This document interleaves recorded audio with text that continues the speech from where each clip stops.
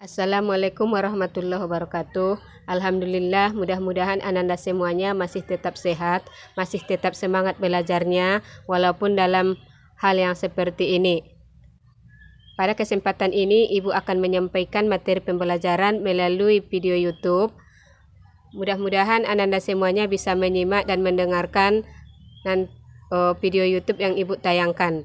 Kalau ada pertanyaan, bisa ditanyakan melalui grup WA yang sudah kita buat sebelumnya. Baiklah, sekarang kita akan memulai pelajaran tentang mata pelajaran manajemen bisnis kuliner.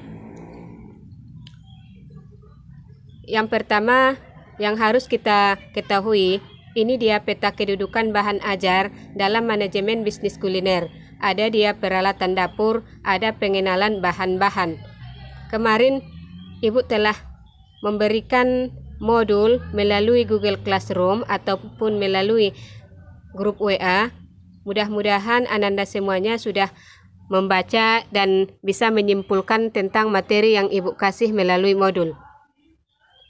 Yang pertama kita membahas mengenai peralatan dapur. Peralatan dapur adalah peralatan kecil yang fungsinya untuk mengolah bahan mentah menjadi bahan matang atau hidangan. Peralatan ini tidak dapat digolongkan sebagai peralatan mesin, serta peralatan ini mudah untuk dipindah-pindahkan. Pembagian peralatan dapur yang pertama dikenal dengan peralatan besar atau kitchen equipment, yaitu peralatan dalam keadaan besar dan kecil yang digunakan dalam proses pengolahan makanan atau food production. Klasifikasi dari kitchen equipment yang pertama dikenal dengan besar kecilnya ukuran dapat dibagi menjadi ada large equipment, yaitu peralatan besar yang tidak dapat dipindahkan atau memang sulit dipindahkan. Ini dia gambar large equipment. Kemudian yang kedua ada utensil, yaitu peralatan yang mudah dipindahkan. Ini biasanya sudah ada di rumahmu, ada dia sendok, ada garpu, dan banyak lagi jenis yang lainnya. Kemudian masuk kita ke fungsinya. Berdasarkan fungsinya dibagi menjadi yang pertama preparation equipment, yaitu peralatan untuk persiapan pengolahan. Di sini Ibu membagikan gambar tentang preparation equipment. Ada dog mixer, ada meat grinder, ada meat grinder yang lebih modern, ada meat slacker, ada blender, dan banyak lagi jenis yang lainnya yang bisa kau lihat melalui gambar yang Ibu sajikan. Kemudian ada processing equipment, peralatan untuk pengolahan. Di sini juga Ibu telah menayangkan tentang banyaknya dia peralatan untuk pengolahan. Ada 9 jenis di sini alat yang sering digunakan sebagai pengolahan makanan yang menghasilkan nanti berupa hidangan makanan ataupun hidangan minuman. Kemudian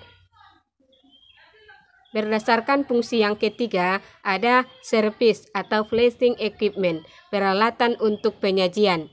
Ada dikenal dengan kitchen platter, biasanya ini berbentuk piring yang oval. Kemudian ada sizzling platter, ada casserole, ada salt dish, ada marmite, ada basket, dan banyak lagi jenis yang lainnya yang disebut dengan service atau flashing equipment, atau dalam bahasa Indonesianya adalah peralatan untuk penyajian.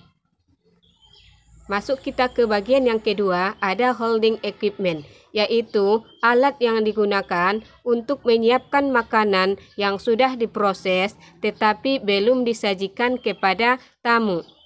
Di sini ada dua bagian yang dikatakan dengan alat untuk menyiapkan makanan.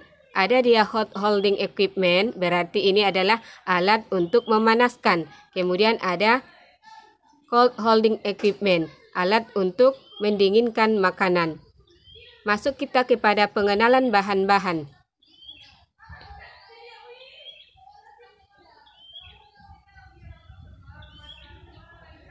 Pengetahuan mengenai bahan-bahan sangat penting karena merupakan dasar untuk mengetahui sifat, jenis, warna, dan rasa untuk menentukan cara dan teknik memasak. Bahan-bahan itu ada dikenal dengan bahan nabati maupun hewani. Bahan-bahan nabati dapat dikelompokkan menjadi dua. A. Bahan-bahan yang termasuk golongan perishables. Kemudian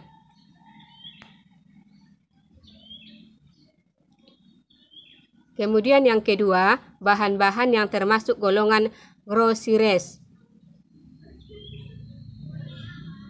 Yang pertama tadi adalah golongan perishable, yaitu bahan-bahan ini pada umumnya tidak tahan lama atau mudah menjadi busuk.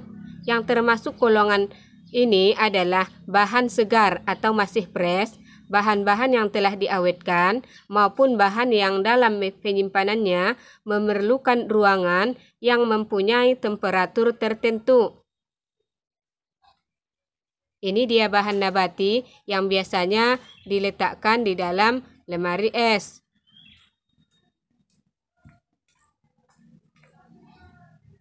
Kemudian yang kedua tadi adalah bahan-bahan yang termasuk golongan groceries.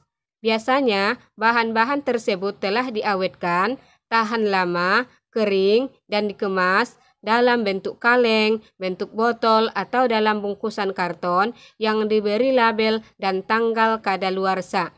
Bahan-bahan tersebut dalam penyimpanannya memerlukan ruangan yang sejuk dan berventilasi yang cukup. Dapat disimpan pada room temperature atau suhu ruangan. Ini dia bahan yang berasal dari hewani yang merupakan golongan groceries. Hewan yang dikonsumsi oleh manusia pada umumnya dibagi dalam 3 golongan besar. Yang pertama ada binatang berkaki 4.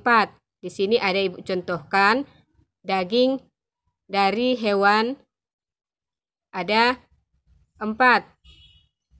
Kemudian binatang sejenis unggas. Ada kicen Turki, ada duck, ada burung dara, dan banyak lagi jenis binatang unggas yang lainnya. Kemudian ada binatang sejenis ikan dan hasil laut lainnya. Ini dia ada gambar ikan tuna dan hasil olahannya yang sudah dikalengkan.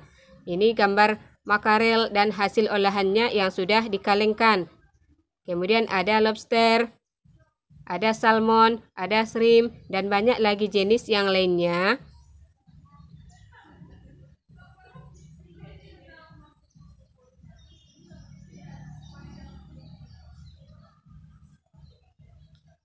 Nah, kemudian ada juga dia hasil dari laut. Bisa berupa kerang. Ini dia jenis gambarnya, ada kerang oyster, ada kerang musel, kemudian escargot, ada crab meat, dan banyak lagi jenis yang lainnya yang bisa diolah dan bisa dikalengkan ataupun bisa dikemas melalui bentuk karton ataupun plastik. Nah, kemudian ini ada penugasan. Setelah kalian mempelajari mengenai peralatan dapur, sekarang uji dirimu dengan menjawab soal berikut ini. Yang pertama, seorang chef ingin memasak menggunakan grilled steak with brown sauce. Peralatan apakah yang diperlukan chef tersebut? Yang dua, buatlah daftar keperluan peralatan untuk pengolahan makanan, lalu kumpulkan. 3. Buatlah klasifikasi kitchen equipment dengan lengkap. Yang keempat, buatlah daftar peralatan untuk komersial kitchen equipment. Nah, untuk tugas besok, bisa kalian baca besok dan dikumpulkan besok tanggal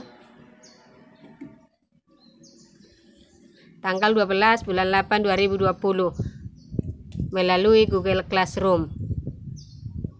Mungkin itu saja yang ingin Ibu sampaikan. Kalau ada pertanyaan bisa kau tanyakan langsung melalui grup WA. Kalau ada yang kurang dipahami bisa tanyakan langsung. Mudah-mudahan dalam penyajian ini Ananda semuanya masih tetap sehat dan semangat. Sekian. Assalamualaikum warahmatullahi wabarakatuh.